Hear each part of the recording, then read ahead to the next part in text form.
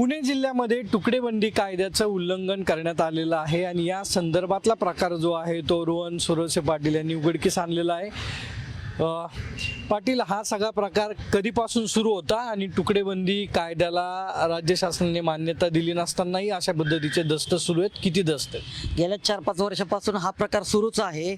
हवेली क्रमांक 3चे तत्कालीन प्रभारी दुय्यम निबंधक गणपत पवार यांनी गेल्या 4 महिन्यापासून अनेक तुकडेबंदी कायदा रेरा कायद्यांचा भंग करून अनेक दस्त नोंदणी केली आहे आणि त्या अनुषंगाने मी स्वाभिमानी ब्रिगेड संघटनेच्या वतीने निवेदन महाराष्ट्राचे नोंदणी महानिरीक्षक रवींद्र बिनवडे सहजिल्हा निबंधक संतोष शिंगाणे यांच्याकडे दिला आणि त्या निवेदनाच्या अनुषंगाने त्यांनी चौकशी केली। त्या चौकशीमध्ये 35 दस्तांची तपासणी केली। त्याच्यामध्ये ते चुकीचे केले, तुकडेबंदी कायद्याचा भंग आणि रेरा कायद्याचा भंग केल्याचं निदर्शनास आलं आणि त्या अनुषंगाने आता JDR संतोष शिंगाणे हे महाराष्ट्राचे IGR रवींद्र बिनवडे यांच्याकडे हा अहवाल पाठवणार आहेत।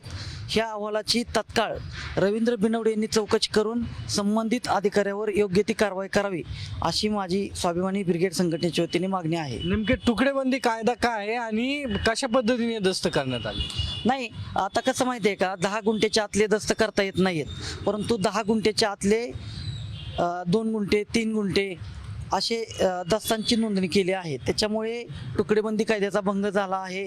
फ्लॅटचे ग्रामपंचायत फ्लॅटचे दस्त नोंदणी केलेले आहे, त्यामुळे रेरा कायद्याचा भंग झालेला आहे।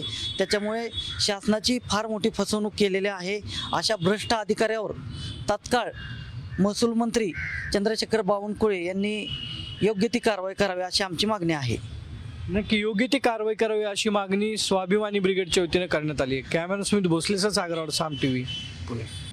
आता isakal.com आहे देशातील नंबर 1 ची मराठी न्यूज वेबसाईट। प्रत्येक अपडेटसाठी isakal.com ला नक्की भेट द्या।